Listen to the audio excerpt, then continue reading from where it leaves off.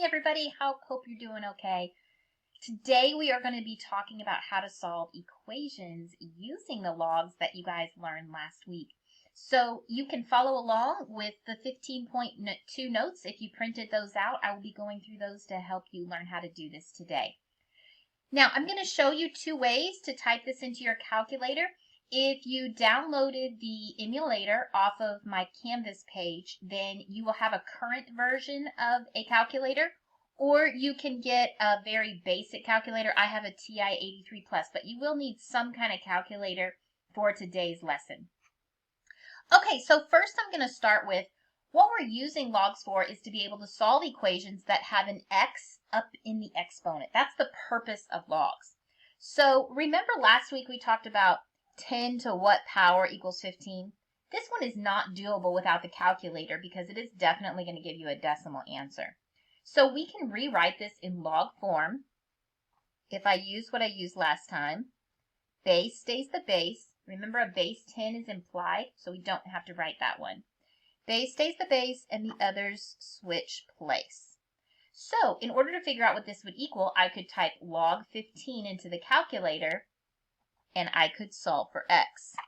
Remember that the button in your calculator is, this button always means base 10. So if it's a base 10, you can go ahead and just type in log 15 and I got 1 point, and I'm going to always round to the nearest hundredth.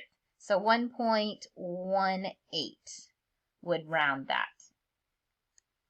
Okay. This is another example of the same idea.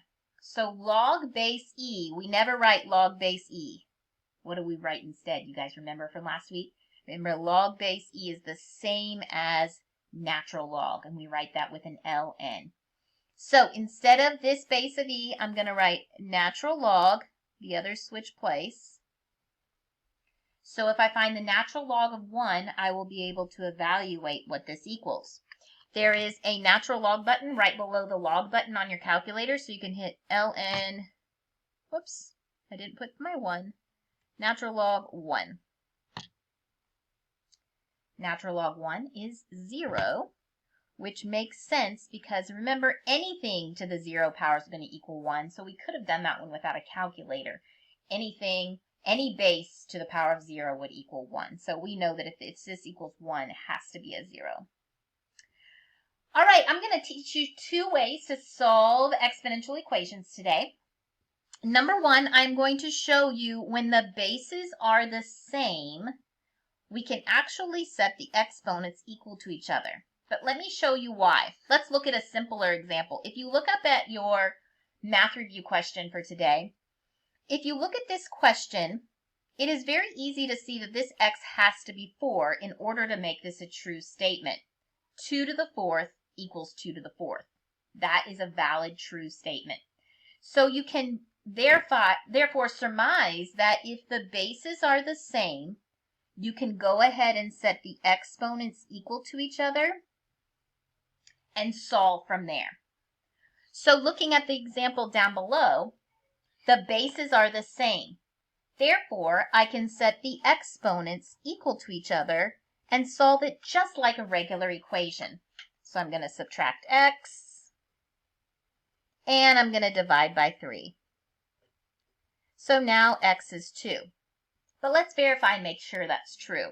So I'm going to plug 2 back in for x. All right, so 4 times 2 is 8. 5 to the 8th power. And this is 2 plus 6 is 8. Is definitely going to equal 5 to the 8th power. So I could type it in my calculator, but I know 5 to the 8th power is going to equal 5 to the 8th power. All right, now that you have the concept, let's try a little more challenging one. This time my bases are not the same, so it's not as easy. But 27 I could rewrite with a base of 3. Here's how you can think about it. 3 to what power is going to be the same thing as 27? Well, 3 cubed, 3 times 3 times 3, is 27. So this I can put in place of that 27. I still have this exponent though, so I'm going to bring down that x minus 1 because it's still in the exponent. I only replaced the 27 with this 3 cubed. All right, the other side can stay the same because it already has a base of 3. Now I've done the hard work. My bases match. Once the bases are the same, I can set the exponents equal to each other. Now you can solve it just like a regular equation. So I'm going to distribute. Oops, that should be a 3. I didn't distribute all the way, did I? That should be 3x and 3. If I subtract 3x, that leaves me with a negative x. And therefore, when I divide by negative 1, x is going to be 3. So if I plug 3 in for my original equation to verify that it actually works, 2 times 3 is 6. So so this is 3 to the 6th. And 3 minus 1 is 2, so 27 squared. So I'm going to check that in my calculator that 3 to the 6th equals 27 squared. So 3 to the 6th power is 729, and 27 squared is also 729. So it is a valid solution. All right, little bit trickier. My goal is to get the bases the same, because if the bases are the same, I can set the exponents equal to each other. So how can I get this to have a base of 3? 3 to what power gives me 1/9? Remember what the power of negative exponents is. So if I have 3 to the 3 squared is 9, right? Well, if I want the reciprocal, I should do negative 2. All right. So I'm going to bring down this x plus 3. It's still in the exponent, okay?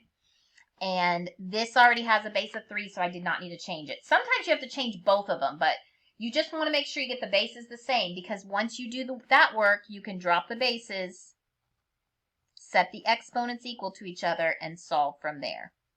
So that'll be negative 2 and negative 6.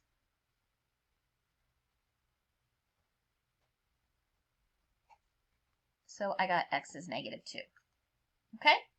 So that's one method for solving exponential equations. Get the bases the same, set the exponents equal to each other so that you can solve from there. Method number 2. Now we're going to, in this case, this one's pretty easy. 5 to what power is 25? I don't even need to teach you how to solve that. You already know that's 2. All right. But how about this one? E to what power is 30?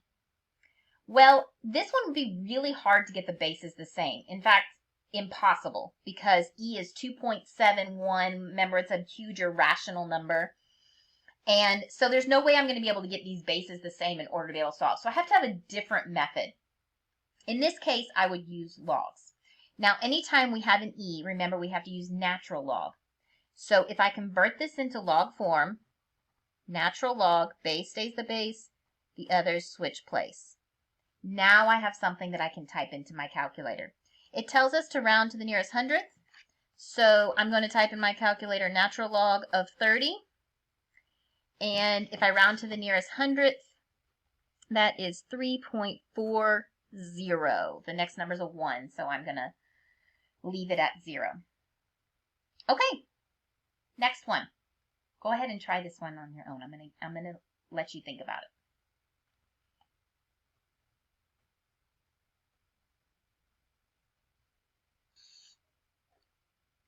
Okay, hopefully you rearranged it using log.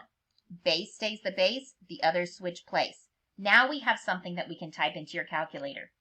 I'm going to show you 2 ways to type into your calculator. Number 1, if you have an old school calculator like me, they do not take, or if you have using the one on your phone, there is a log. If you turn your phone sideways, you get the bigger calculator. There is a log button there, but it does not have a way for you to put a different base in. So in order to type that in your calculator, you can use the change of base formula. All you do is you do log of the argument. This number is called the argument. So log of the argument divided by log of the base. Okay, if you type that into it in one of the calculators that's not fancy, you'll get the same answer. So in this calculator, you'll type log 13. Make sure you close the parentheses because we want to just do log of that number divided by log of 2. All right, so I got 3.70. Okay, so this is if you have an old school calculator. If you have a newer version calculator or you have downloaded the emulator off of my app, off of my Canvas page, you can hit this math button right here. And I like to go up because it's shorter. Go up to this option A, log base. Choose that, hit enter. Now notice you can hit enter in any base that you want. And we wanted to put in log base 2. And the argument was 13. So if you use this option, it looks just like it's written on your paper. Notice you get the exact same answer. So you can use any method. I'm just trying to give you options in case you don't have this kind of calculator. And I want to make sure everybody has an option to be able to do it. Okay. Next question. I want to solve for x here. These bases are not easy to get to be the same. So we're going to use the log format. Log base 10, remember, is implied. I do not need to write it, but I'm going to swap the other two. Base stays the base, the other switch place. So I can now type this into my calculator. So this is 2.4, and I'm going to round it to 8. We're rounding to the nearest hundredth for all of our answers. I believe in the quiz it tells you to round to the nearest hundredth for all of them except for one. No, it tells you to round to the nearest hundredth, 10th place, which is 1 decimal place, or the nearest whole year, I think, on the real world scenarios. So pay attention to what it's asking you to round to in the question. Okay, moving on. Can I get this to have a base of 3? 3 to what power gives me 15? It doesn't work. Yeah. 3 squared is 9. 3 to the third is 27. So again, we cannot get the bases the same. So this is a good question to convert it into log form. So log, base stays the base, the other two switch place.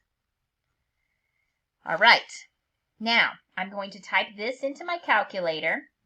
Whatever this answer is, I'm going to minus 1 and divide by 2 to finish the algebra on this question.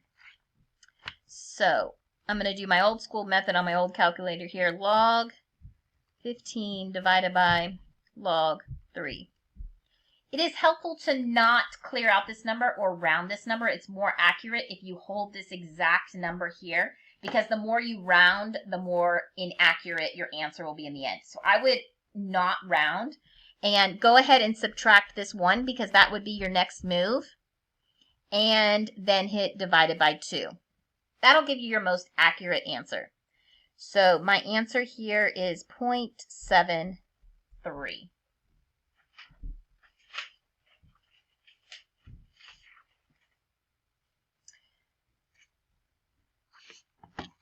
All right, think what you think your first move will be on this problem.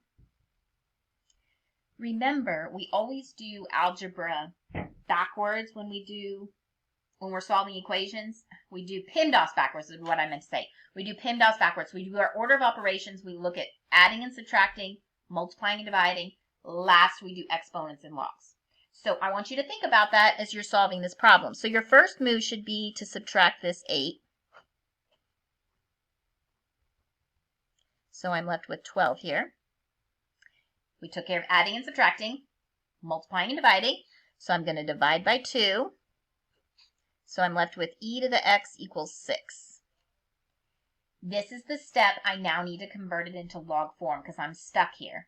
So e, log base e, remember, is ln, natural log. Oops, I forgot my 6. Natural log 6 equals x. So that's what I can type into the calculator. Natural log 6 is 1.79. Okay, try the last question on your own, and I will work it out silently while you are working it out at the same time, and we'll see if we end up in the same place.